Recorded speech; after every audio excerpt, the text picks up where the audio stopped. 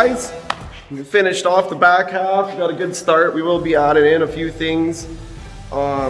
Still waiting on a clutch, still waiting on front axle parts, but I'm gonna move on. I'm gonna start messing around with the body. I didn't really give any details. I'm making it I think it was 3 inches wider.